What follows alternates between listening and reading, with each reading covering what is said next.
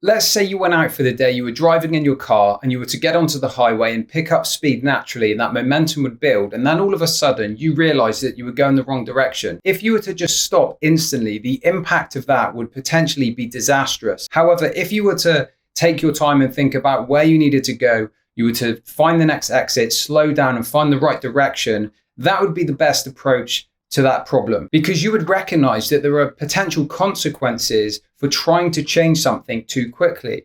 But when it comes to things in our life and goals that we're trying to achieve or somewhere that we think we're supposed to be, we want things instantaneously. And it's understandable in the fast-paced world that we live, when everyone is telling you that you need to be, do, and have certain things, and you need to act a certain way, you need to hustle, you need to be willing to do what others aren't willing to do in order to get what others aren't willing to get. And although I'm not completely against some of this mentality, there is also a different approach, which is what I want to talk about today and share with you how patience and slowing down is actually going to help you in the long run. For example, we know that there is a certain period of time, 9 months, that it takes to create a baby. We also know that if we go to the local garden center and pick up a small plant, it's going to take time to grow. We water it, we nurture it, and allow it to develop naturally. And we're also aware of this in our personal lives, such as relationships. We know that we don't just go on a first date and instantly everything is connected, everything is clicked, we're exactly where we want to be. It takes time to develop and to nurture.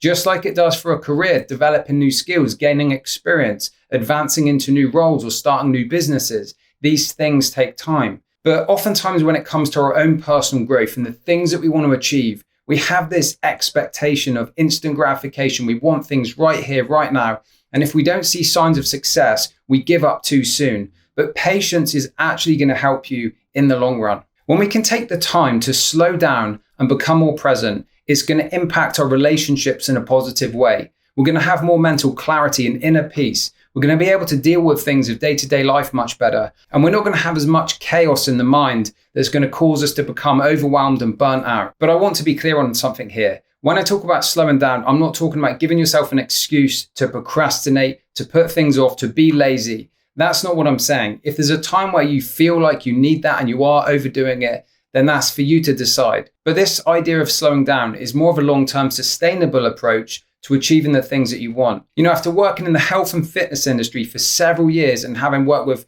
lots of clients from all over the world with various goals and speaking to other people and helping some of my clients in different aspects of their lives, the thing that stands out the most for the people that succeed long-term is when they approach changing their identity, changing their habits, focusing on the small steps every day and not trying to get an instant fix overnight or an instant result overnight. You see, when we want to do things so quickly and we're go, go, go, we have so much things going on in our life and our mind. We have all of these ideas, all of these things that we're trying to do, and we have these big expectations. And especially those of you that are into self-development and you have all of these big ambitions and you want to do all of these great things and have all of these dreams and goals. And I know that you can become so caught up in that it ends up making you do less, because I've been here myself. So how do we actually cultivate patience in this world that we're living with technology, with distractions everywhere, with shiny objects drawing our attention, pulling us in, and there's so much going on that it becomes overwhelming? It really starts off with just taking a step back and identifying what it is you truly want in your life,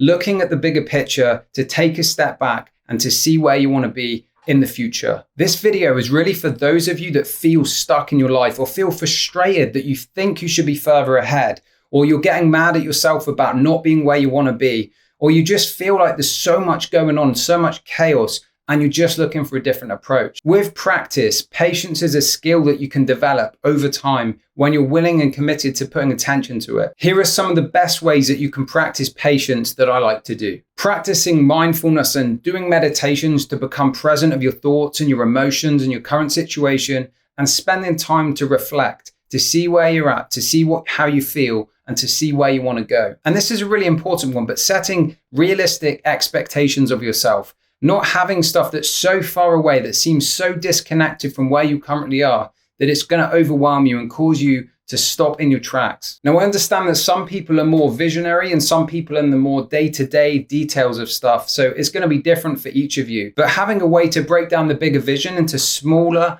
actionable daily tasks is going to help to reduce some of that overwhelm and give you a system that is more slow and sustainable, that's actually going to help you achieve more success in the long run. You see, one of the big challenges and dangers when it comes to slowing down in order to maintain and achieve sustainable success is that we often don't see that in the future because we're so focused in the now, in this shorter term. We want results immediately. And so when it comes to things like health and wellness and let's say food choices, for example, it isn't the one burger or the one pizza or the one bag of popcorn that you're consuming. It's the habit of doing that over a period of time. I remember Tony Robbins sharing something before where he was talking about people's habits and those that work out. And you could tell by people's habits, by how they show up physically, how they look. And it's the same with different areas of life. And so it's the consistent habits that we do daily that's going to create that lasting success. And so anytime we try and get stuff instantly, we want it overnight, we're thinking too short term, and that's not going to be sustainable. It's important to take breaks and to give yourself time to relax and recharge, whether that's going to a spa, going to meditate somewhere, getting out into nature, going into the woods, spending some time outdoors in the sea.